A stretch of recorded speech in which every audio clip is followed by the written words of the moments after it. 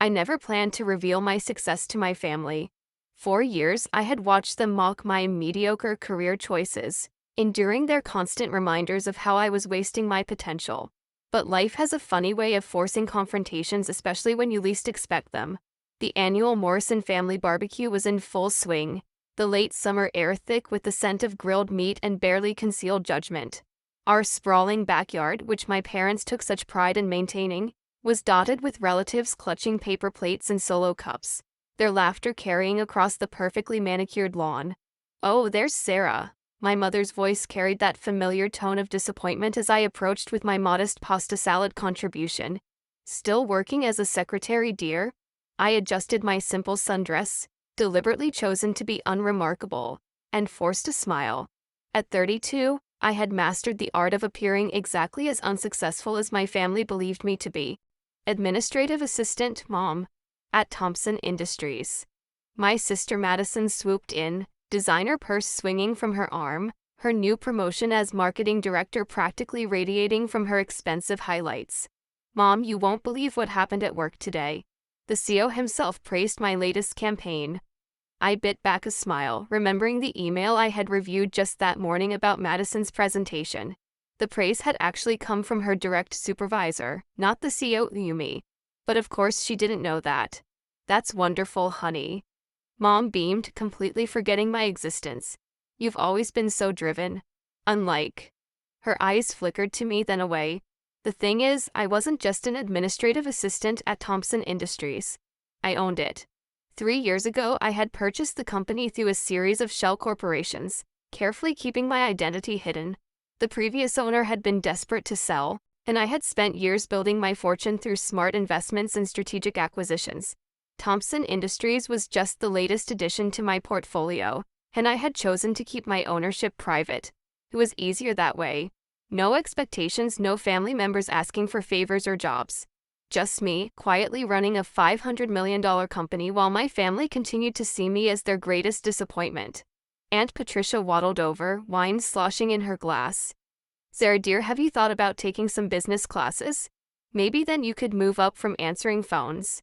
I had 2 MBAs and a PhD in business strategy, but they didn't know that. "I'm comfortable where I am, Aunt Patricia." "That's your problem." My father joined in, burger in hand. "No ambition. Your sister's already making 6 figures and you're still pushing papers." "I made 8 figures last year, Dad." Madison preened under the praise. "Actually, we're having a huge company meeting next week. The CEO is finally making an appearance. Everyone's so excited." Yes, I had finally decided it was time to step out of the shadows at Thompson Industries. The company had grown significantly under my leadership, even though I had managed everything through proxies and virtual meetings. But changes were coming and I needed to take a more public role. "Will you even get to see the CEO, Sarah?" my mother asked with fake concern. "I mean from your little desk in the corner?" Before I could respond, a sleek black Tesla pulled into our driveway. My heart skipped. I recognized that car. What was Marcus doing here? He was Madison's direct supervisor and one of the few people who knew my true identity. Madison straightened up, smoothing her hair. "Oh my God, that's my boss. What's he doing here?" Marcus stepped out of his car, looking impeccable in casual weekend wear that probably cost more than my parents' monthly mortgage. His eyes scanned the crowd until they found me and he smiled broadly. "Madame Sue," he called out, walking towards us. "I didn't expect to see you here today." The hot dog fell from my father's suddenly limp fingers. Madison's face drained of all color. My mother's wine glass slipped from her grasp, shattering on the patio with a crash that seemed to echo across the suddenly silent backyard. I took a deep breath, smoothed down my intentionally plain sundress and smiled. "Hello, Marcus. Welcome to my family's barbecue." The silence that followed was deafening. Years of carefully maintained deception crumbled in an instant. I could feel every eye in the backyard fixed on me, minds racing to process this revelation. Madison found her voice first, though it came out as more of a squeak. "Yuki, you're the CEO? But that's impossible. You're just a secretary."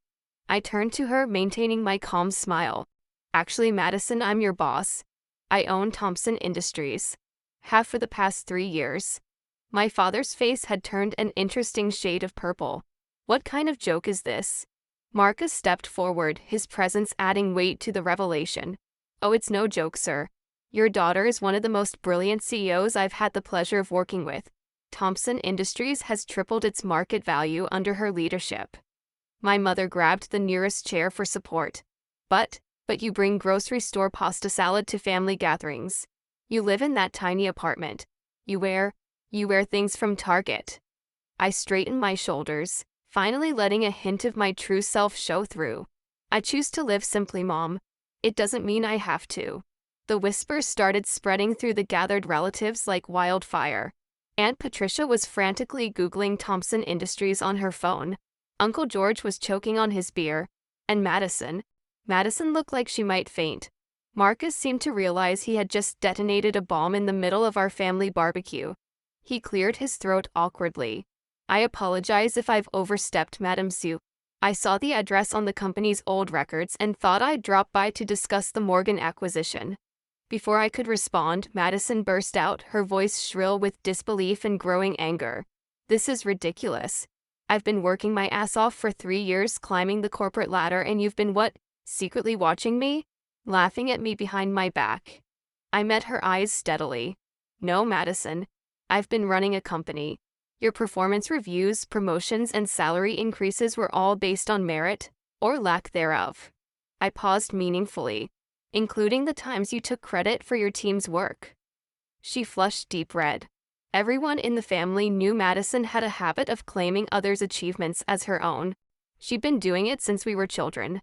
You're lying, my father suddenly announced, his voice gruff with denial. Our Sarah, she can barely make decisions about what to wear in the morning. I felt a familiar sting at his words, but I was done playing small.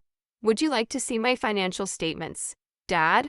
Or maybe the company's quarterly reports? I'm sure Aunt Patricia has found plenty of articles by now. Indeed, Aunt Patricia was staring at her phone, her face growing paler by the second. Thompson Industries. Valued at, oh my God.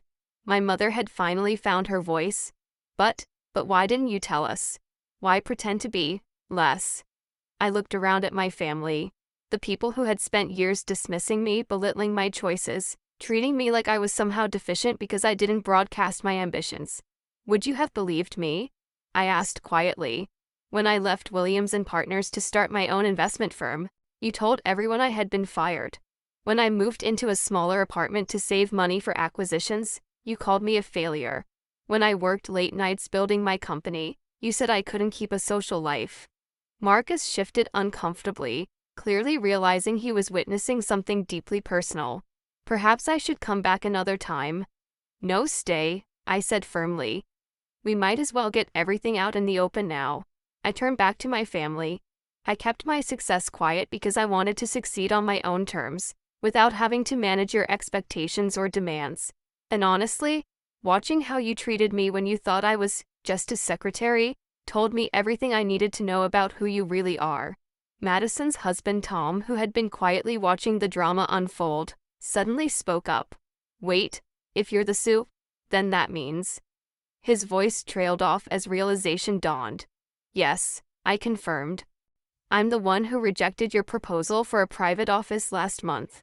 The company couldn't justify a corner office for a mid-level manager. The gathered relatives burst into poorly concealed snickers. Madison's face turned crimson. I assume the Morgan acquisition you mentioned is about the merger? My Uncle George, a business lawyer, piped up. The family vultures were already circling, seeing opportunity in their newly discovered successful relative. That's confidential company information, I replied coolly. Just like the raise Madison's been bragging about requesting won't be happening. You can't do that. Madison protested. That's discrimination. Shlee, I can. Your last 3 projects were over budget. Your team has the highest turnover rate in the company, and your latest campaign proposal was rejected because it was remarkably similar to our competitor's campaign from last year. I smiled thinly. I may be your sister, but I'm also your boss. And unlike our family dynamics, my company runs on merit, not favoritism. My mother collapsed into a nearby chair, fanning herself dramatically. All this time, all the things we said. Yes, I cut in. All the times you called me useless. All the family events where you seated me at the kids' table because I hadn't achieved enough to sit with the adults. All the snide comments about my clothes, my car, my life choices. I straightened my Target dress proudly. I remember every single one. The silence that followed was heavy with realization and regret. My father seemed to have aged 10 years in the last 10 minutes. Madison was staring at her expensive shoes, probably calculating how many more payments she had left on them with her current salary. Marcus cleared his throat. For what it's worth, your daughter has built one of the most respected companies in the industry. Our employee satisfaction rates are the highest in the sector. Our profit margins are exceptional, and our corporate culture is studied at business schools. Speaking of business, I added, reaching into my simple handbag and pulling out an envelope. I have something for you, Dad. His hands trembled slightly as he took it. Inside was a property deed for his beloved backyard, the scene of so many family gatherings where I'd been belittled and dismissed. The mortgage you've been struggling with, I said softly, paid off. Consider it a return on all the investments you didn't make in me. Aunt Patricia choked on her wine. Uncle George dropped his phone. Madison looked like she might actually pass out this time. Now, Marcus. I turned to my colleague, deliberately shifting to my CEO voice, the one I used in board meetings. About the Morgan acquisition. Shall we discuss it over dinner? I know an excellent restaurant that isn't owned by any of my relatives. As Marcus and I walked toward his Tesla, leaving my shell-shocked family behind, I heard my mother's faint voice. But what about the barbecue? I turned back one last time, surveying the scattered paper plates, the abandoned potato salad, the frozen faces of my relatives. I think we're done here. I have a company to run. I smiled, channeling every ounce of success I'd hidden for years. Oh, and Madison, don't be late for the company meeting next week. We'll be announcing some organizational changes. The drive away from my parents' house was silent for a few moments before Marcus spoke. I truly apologize for dropping that bomb. I had no idea they didn't know. I laughed, feeling lighter than I had in years. Don't apologize. Some revelations need to happen even if we don't plan them. Will you be okay? He asked, glancing at me with concern. I thought about the years of hiding, of diminishing myself, of swallowing their casual cruelty. I thought about the freedom that came with finally being seen for who I really was. You know what? I said, watching my family's house disappear in the rearview mirror. I've never been better. The following week, I walked into Thompson Industries wearing a power suit instead of my usual modest attire. The whispers followed me through the hallway, employees doing double takes as they recognized the quiet woman they'd barely noticed before. Madison was waiting outside my office. Her new ID badge already reflected her transfer to our smaller satellite office across town. Sometimes being CEO meant making tough decisions. Sometimes it meant making necessary ones. As I settled behind my desk, I glanced at the family photo I'd kept hidden in my drawer all these years. It showed a younger me standing slightly apart from my beaming family, already learning to make myself smaller, less visible. I took the photo out of its frame and dropped it in the shredder. Then I opened my laptop and began my day as I had for the past 3 years. Running my company, making decisions, and finally living my truth. The secretary I'd been pretending to be wouldn't be coming to work anymore. The CEO I'd always been had a company to run. And somewhere across town, my family was still trying to process that their greatest disappointment had become their greatest success story. But I didn't need their approval anymore. I had stopped waiting for it the day I bought my first company, even if they were only realizing it now. Success, I had learned, didn't need an audience. It just needed conviction. And maybe sometimes a dramatic reveal at a family barbecue. The weeks following the barbecue revelation were a whirlwind of uncomfortable family dynamics and corporate adjustments. My phone buzzed constantly with messages from relatives I hadn't heard from in years, each one suddenly remembering our special bond and having a brilliant business proposition to discuss. Aunt Patricia called about her son's startup. Uncle George wanted to review our corporate legal contracts. Even my mother's Bridge Club members started showing up at Thompson Industries' reception desk, claiming to be close family friends. I instructed security to turn them all away. The most dramatic transformation was in my parents' behavior. My mother started showing up at my office with homemade lunches, trying to make up for years of neglect with chicken sandwiches and guilt-laden apologies. I just don't understand why you felt you couldn't tell us, she said one day, rearranging the family photos she'd brought to brighten up my office. I'd thrown them away as soon as she left. Really, Mom? Remember my college graduation? When Madison got a car for making Dean's List, and I got a lecture about wasting my time with business courses instead of finding a husband. She had the grace to look embarrassed. We just wanted what was best for you. No, I corrected her, you wanted what looked best to others. My father took a different approach. He started bombarding me with newspaper clippings about Thompson Industries, as if I might have missed the news about my own company. Each article came with his handwritten notes in the margins. My daughter did this. Sarah's company. That's my girl. The same daughter he'd called useless just weeks before. Madison's situation proved the most challenging. After her transfer to the satellite office, she filed a formal complaint alleging familial discrimination. Our HR department, unaware of her relationship to me, conducted a thorough investigation. The results weren't what she expected. The investigation revealed multiple instances of her taking credit for subordinates' work, manipulating timesheets, and using company resources for personal projects. The evidence was damning enough that instead of firing her, I gave her a choice: resign with a decent reference or face a very public termination. She resigned the next day, though not without a final dramatic scene in my office. "You're ruining my life," she screamed, mascara running down her cheeks. "After everything I've done for this company." I remained seated, calm. "Everything you've done? You mean like taking credit for the Johnson campaign that your assistant designed? Or perhaps you're referring to the expense reports you've been falsifying. That's normal business practice." "No, Madison. That's fraud." I slid a folder across my desk. "Here's your resignation letter. I've already signed the reference that confirms you worked here and left voluntarily. It's more than you deserve, but I'm doing it because despite everything, you're still my sister." She snatched the folder, her hands shaking. "You think you're so perfect now, don't you? The big CEO looking down on everyone else." "No," I replied quietly. "I think I'm someone who finally stopped letting this family define my worth." After she left, I received a series of angry texts from my parents, demanding I fix things with Madison. I responded with screenshots of her fraudulent reports and a simple message: "Would you prefer I press charges instead?" They stopped texting after that. The corporate changes I implemented went far beyond Madison's departure.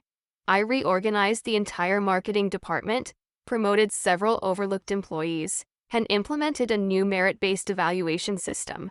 Thompson Industries hadn't succeeded through nepotism, and it wouldn't start now. 6 months after the barbecue revelation, I attended another family gathering Thanksgiving at my parents' house. This time I arrived in my Tesla, wearing clothes that reflected my actual status. The difference in how I was treated was both amusing and sad. Relatives who had once ignored me now hung on my every word. Aunt Patricia bragged to her friends about her CEO niece. Uncle George prominently displayed a newspaper article about Thompson Industries on the mantelpiece. Madison didn't attend. She'd taken a job at a smaller company, having learned that her family name no longer carried the weight it once did.